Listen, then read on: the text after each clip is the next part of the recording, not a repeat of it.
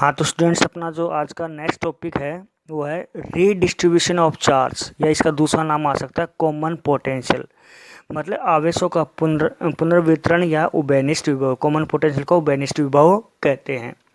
तो कह रहा है कि हमने यहाँ पे ए और बी दो कंडक्टर ले लिए, जिसका कैपेसिटेंस C1 है और दूसरे का क्या है, C2 है, और दोनों को हमने चार्ज किया।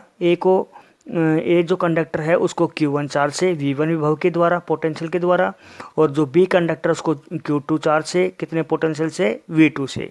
ये बात यहाँ पे लिखी है। Consider two conductors of capacitance C1 and C2 and they are charge by Q1 and Q2 by potential V and V2 respectively. अब कह रहे हैं कि हमने यहाँ पे दो कंडक्टर लिए जो आपने शो कर दिया है। अब आपसे पूछा जाए कि एक कंडक्टर पे कितना चार्ज है, तो चार्ज का फॉर्मूला आपको पता ही है क्या होता है। कैपेसिटर पढ़ रहे हैं तो इसके अंदर हमारे पास एक ही फॉर्मूला है, Q इक्वल टू CV। तो फर्स्ट कंडक्टर पूछ रहा है तो क्या कहोगे, Q1 equal to C1 V1। अगर चार्ज ऑन बी कंडक्टर पूछ रहा है तो क्या बताओगे, Q2 equal to C2 V2। आपसे कहा जाए कि टोटल चार्ज कितना होता है तो क्या बताओगे, दोनों को क्या कर दो, सम कर दो, Q1 प्लस में Q2। अब Q1 Q2 की वैल्यू है आपके पास तो लिख दिया यहाँ पे putting values of Q1 and Q2। तो आपके पास आ गया Q equal to C1 V1 plus में C2 V2 आ गया। अब कह रहा है कि दोनों कंडक्टर्स को क्या कर दो, एक वायर के द्वारा जोड़ दो। एक वायर के द्वारा आप क्या कर दोगे, दोनों कंडक्टर को जोड़ दोगे ना, तो क्या होगा, क्योंकि आप देख रहे थे दोनों का पोटेंशियल क्या है, अलग अलग है, और आपको पता है चार्ज के ट्रांसफर मोशन की या ट्रांसफर होने की कंडीशन क्या होती है, पोटेंशियल का डिफरेंस। तो पहले यहाँ पे दोनों में पोटेंशियल का डिफरेंस था, एक का V1 था, एक का V2 था। अगर आप दोनों को तार से जोड़ दोगे, वायर से जोड़ दोगे, तो चार्ज क्या होगा, ट्रांसफर होगा होगा high potential to positive charge हमेशा high potential to low potential होता है। तो कौन से का भी जो पोटेंशियल ज़्यादा है उससे लो की तरफ क्या करेगा, ट्रांसफर होता रहेगा। और कब तक होता रहेगा, जब तक दोनों का पोटेंशियल क्या नहीं हो जाता, सेम नहीं हो जाता। और जब सेम हो जाएगा पोटेंशियल, तो उसी पोटेंशियल को हम यहाँ पे क्या नाम देंगे, कॉमन पोटेंशियल नाम देंगे, मतलब उभयनिष्ठ विभव नाम देंगे। यही बात यहाँ पे लिखी गई है, देख लीजिए। Now both conductors are combined by a wire, then charge transfer from one conductor to other conductor. Combined कर देंगे तो एक दूसरे से ट्रांसफर होता रहे, कब तक रहेगा, up to equal potential of both conductor, जब तक दोनों का कंडक्टर का पोटेंशियल इक्वल नहीं हो जाता। This equal potential is called common potential.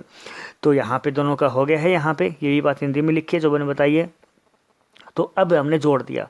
तो अब मैं आपसे पूछूं कि जैसे मान लीजिए पहले से चार्ज पहले Q1 था, अब Q2 था। अब मान लीजिए इस ए में से कुछ इसमें चला गया, तो इसमें से पहले कितना था, Q1, तो अब कितना रह जाएगा, Q1 डैश रह जाएगा।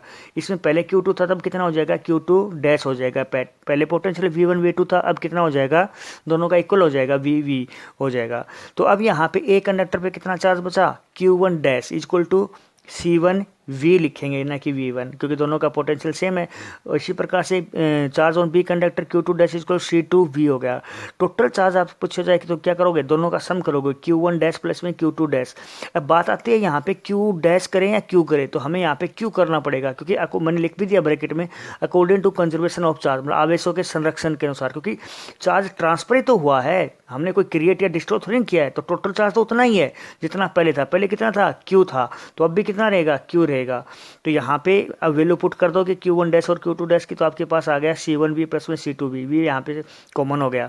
आप देख रहे हो इक्वेशन फर्स्ट और second, left hand side equal है तो राइट हैंड साइड भी इक्वल हो जाएगी। तो equation by equation first and second, तो क्या आ गया आपके पास, इसकी राइट हैंड साइड क्या है, C1 प्लस में C2 इंटू में V equal to C1 V1 plus में C2 V2। तो V इक्वल टू क्या आ गया, C1 V1 प्लस में C2 V2 अपॉन में C1 C2। तो ये कॉमन पोटेंशियल है, क्योंकि दोनों का सेम है। इसी को हम यहाँ पे क्या बोलते हैं, कॉमन पोटेंशियल या उभयनिष्ठ विभव बोलते हैं। ओके।